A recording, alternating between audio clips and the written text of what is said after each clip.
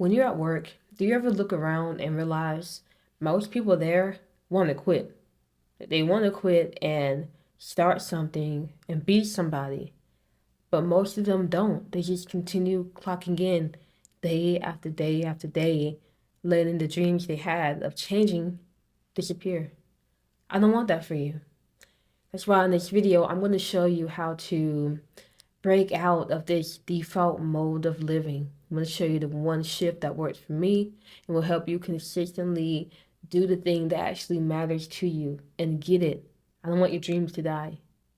Now, I remember when I was working at Walmart, I absolutely hated it. But I was living home with my parents, and to live there, my mom told me I had to work. So, and I lived in a very small town where there wasn't much opportunity. Walmart was the best option I had, so I was working there and I hated it. And I was desperate to get out of Walmart, which meant I had to get another job to satisfy the condition to continue staying at home where I wasn't paying any rent. So I was like, hey, somebody's got to give. So any job that came my way, any opportunity, I was always open to it. I remember I was stocking these eggs, and this woman walked up to me talking about, "Hey, are you looking for a new job?" Yes, I am. And she handed me this card, and it was like this insurance company. I didn't go for it because it didn't seem like it was really legit. But that's how desperate I was. Like anytime anyone said anything about a job, I was there. I'm applying to everything, but nothing's working out. Well, one day I was going for a walk in the neighborhood and my neighbor called me out and we started talking and she said the word job. You are you looking for a job? Yes. And within seconds she had me hooked up with this guy who worked at who was working, which I don't want to give specific details. So basically I'll just say she hooked me up with this guy who needed an assistant to help him out with this big project he was doing for the city. And I immediately took that and left Walmart, and I still satisfied the conditions of having to work, but the work I was doing was way less. Like I was barely doing anything, and the work I did do, I did deep work on it, so I was able to get it through so freaking fast. Now the only issue was I wasn't really getting paid. I did get paid at the very end, but I worked with him for like 8 months, and I wasn't getting paid. But I had saved up enough money at Walmart that I could support myself without getting paid, and I enjoyed every ounce of it because I was finally out of Walmart. I could finally put more time into what I wanted to put my time into, and I was learning new skills that could eventually lead me to somewhere better. But I didn't tell my mom any of this. I didn't tell anybody that I was getting paid because I knew they'd look at me crazy. Like, why are you doing this work for free? I know how people operate. Well, towards the end of the year, my money was running low and your girl needed to get paid, and my boss wasn't coughing up any cash, So things kind of get intense because I was trying to get my paycheck, but he wasn't trying to give it. And I'm thinking, well, I need to get a new job now. So I'm looking around for a new job. I get to the very end of my money, real stressed out. Finally, my boss man, ex now at this point, decided to give me my check. So I was able to cash that out, have some more time, and I kept applying, and I landed this one job in my small town. Like a new business came in, and I was able to land it as an office manager. And from there, I learned so many more skills, and I was able to land a job working remotely with way more money. So I went from Walmart, I hate being at Walmart, to working for free, then working as an office manager, now working at home, making way more money, enjoying it, not feeling miserable in life. Well, I remember talking to my mom one day and I told her that the entire time I was working for this guy, that the first guy who took me out of Walmart, I wasn't getting paid. She looked at me like I was stupid. Like, why would you do that? Why didn't you tell me? We could have got your money, like all this stuff. And I knew to expect that because most people do not think about where they want to be 10 years ahead. They aren't making strategic moves. They aren't intentional about what they did. But I was intentional about why I decided to just work with this guy, even though I wasn't getting paid, because I knew the skills I was developing and the confidence in myself I was developing. That was the one thing I lacked confidence to be able to speak on the skills I have and what I can do and what I can bring into a company. You can kind of see the confidence I have now as I'm speaking. Well, a lot of that confidence came from the work I was able to do, even though it was for free, basically. And yeah, I did get paid at the very end, but for those 8 months, I sure didn't. But I did all of that because I knew I didn't want to stay at Walmart. That's what started everything. The fact that I didn't want to stay at Walmart. I took this leap and was intentional about the moves I made that led me here. I moved out. I have my own crib. I'm working a job that doesn't kill me. And I have time to work on what matters to me. And I'm going to remain intentional to get the things I want out of life as I've done before. Now, my question to you is, how intentional are you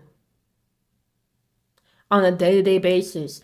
Do you know what you want to achieve? Do you know what you're aiming for? Do you know what you want your future to look like? Do you know what skills you need to develop to get there? What are you working on? Because if you are not intentional, you will be like the people who have dreams of leaving the situation they're in, but they don't. They continue doing the same things, thinking something will change, but nothing will change unless you become more intentional.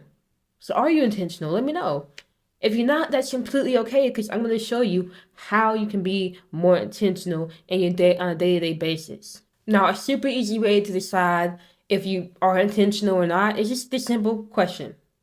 Can you confidently go to bed at night with a peaceful state of mind knowing that you did what you said you wanted to do and you got one step closer to the dream life you want? Or do you go to bed racked with guilt, frustration, anger at yourself for not doing things you said you want to do and letting another day waste away of you repeating the same old cycle?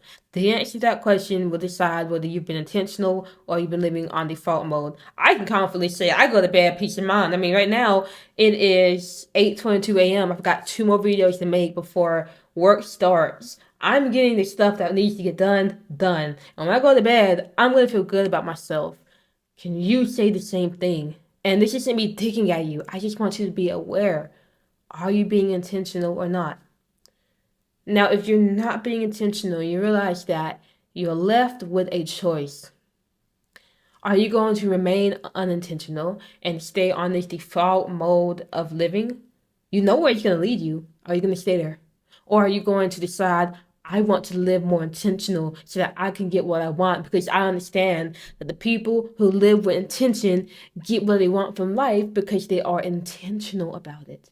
But the people who aren't intentional, they get what's given to them by default. And you best hope that the default thing you get is good. But for most people, it is not. Look around. It is not. The default mode of living is not where you want to be at. So that leads us to the next question. How do you live more intentional? There's 3 things we got to cover. First, you want to know, well, the gist is you want to have a plan. And there's 3 things that go into a plan. And these 3 things are very simple. I made them as simple as possible so that you can follow along and get started today. Okay, so please follow along and write this stuff down. You want to know your goal. What do you want to achieve? Do you want to become a better cook? Do you want to be a better writer? Do you want to learn how to rap? Do you want to improve your speaking skills? Do you want to start a business? Do you want to get into the gym? Do you want to make more friends? Do you want to, I don't know, what's your goal? I'm just throwing this stuff out. But do you just want to know a goal? What is that? Now that you have your goal, big or small, doesn't matter, and hopefully you're writing this stuff down, you want to think about what are the 1 to 3, no more than 3 behaviors you can do on that goal to make the most progress towards it, okay? Let's say you said, let's think of a goal. I want to go to the gym, right? You just want to go to the gym. Let's say your goal is you want to get stronger. Okay. And I'm making these very simple. Like, obviously, I would go into more, like, there's more complexity than what I'm giving up front, but I just want to get you started, okay? So I'm not going to dive too deep into details If you want more specific things and more details from me, we will get to that a little bit later in this video. But let's just say, for the sake of making it very simple, your goal is you want to get in more shape, okay? Well, what 1 to 3 behaviors can you do to get in more shape? If I want to get in more shape, what can I do?